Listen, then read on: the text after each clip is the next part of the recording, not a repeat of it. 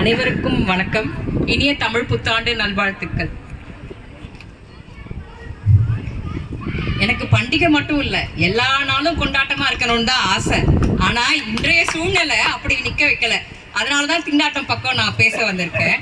இப்போ பார்த்தோம்னா நிறைய பேர் யங் ஜென்ரேஷன்ஸ் எல்லாம் வந்து நம்ம ஃபாரின் கம்பெனிஸ்க்கு ஒர்க் பண்ண ஆரம்பிச்சிட்டோம். முதல்ல பண்டிகைக்கு நமக்கு லீவு கிடைக்கிறதே திண்டாட்டமா இருக்கு.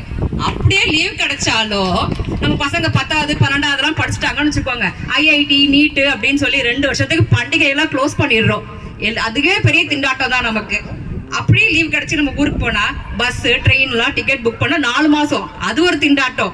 அதையும் மீறி கார் எடுத்துட்டு சொந்த ஊருக்கு போறோம்னு வச்சுக்கோங்க, டிராபிக்ல போயிட்டு ரிட்டர்ன் ஏஜிஆருக்கு வரதுக்குள்ள விழுப்புரத்துல நடந்தே வந்துடலாம் போல இருக்கு. அந்த அளவுக்கு திண்டாடி தான் வரும் ஊருக்கு வரதுக்கு. அதெல்லாம் மீறி போயிட்டோம். ஊருக்கு போயிட்டா காலையில வந்து பண்டிகைக்கு கொண்டாடுறதுக்கு பசங்களை எழுப்பினா அவங்களுக்கு சன்ரைஸ் பார்க்கறதே ஒரு திண்டாட்டமா தான் இருக்கு இந்த காலத்துல. அதையும் மீறி நம்ம கல்ச்சரை சொன்னோம்னு வச்சுக்கோங்களேன், என்னம்மா நீ பூமரா இருக்க கிரிஞ்சா இருக்க அப்படின்றாங்க.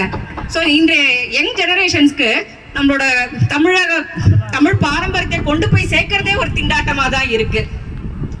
அதை மீறி எல்லா பசங்களெல்லாம் கிளப்பிட்டு வழிபாடு தலங்களுக்கு போனா அந்த கூட்டத்தை பார்த்துட்டு, ஐயோ இந்த கூட்டத்துல நின்று சாமி கும்பிடுமா, உனக்கு இன்னைக்கு விட்டா வேற நானே கிடையாது சாமி கும்பிட அப்படின்னு அதுக்கும் ஒரு திண்டாட்டம் தான் ஆயிடுது. இப்படி ஒன்னும் அன்னைக்கு நாள்ல திண்டாட்டம் தான் ஆகுது. அதெல்லாம் முடிச்சுட்டு வந்தா பண்டிகை சிறப்பு உணவு பலகாரங்கள்லாம் இந்த காலத்துல சமைக்கிறோம். நமக்கே தெரியும், ஏஜிஆர் மாட்டுல விநாயகர் சதுர்த்திக்கு யாரு கொழுக்கட்டை தரா வடை தரா, அதை வாங்கி சாமிக்கு சாமிக்கு படிச்சிடலாம் தான் நம்மளே இருக்கோம். கரெக்டா? நம்மளே அப்படி இருக்கும்போது நமக்கு கிச்சன்ல சமைக்கிற நமக்கு திண்டாட்டமா தான் இருக்கு பண்டிகை. ஒரு நாள் தான் எனக்கு லீவு, இன்னைக்கு இவ்வளோ ஐட்டம் செய்யணுமா,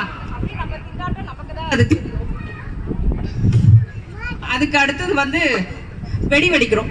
நம்மளாம் எல்லாருமே வெடி வச்சுட்டு தான் வந்திருப்போம். வீட்டுல கூட பக்கத்துல யாரும் ரொம்ப சின்ன வயசுக்கு தான் நிப்பாங்க. போவோம், உள்ள இருந்து என்ன வெடி வேணுமோ எடுப்போம் வருவோம். இப்போ நமக்கு தெரியும், 4 வருஷமா இங்க இருக்கோம்.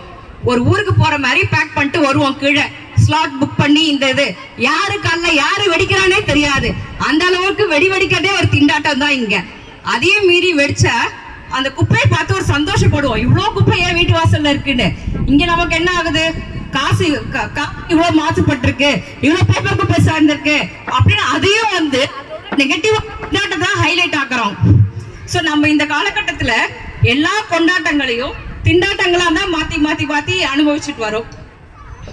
அதுக்கடுத்து முன்னாடி வந்து பணக்காசு இல்லாதவங்களுக்கு தான் பண்டிகைன்னா ஒரு திண்டாட்டம் இருக்கும்.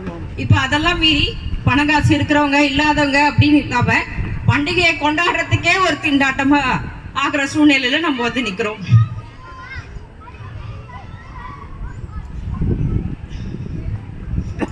வாய்ப்பளித்தமைக்கு நன்றி கூறி விடைபெறுகிறேன். நன்றி, வணக்கம்.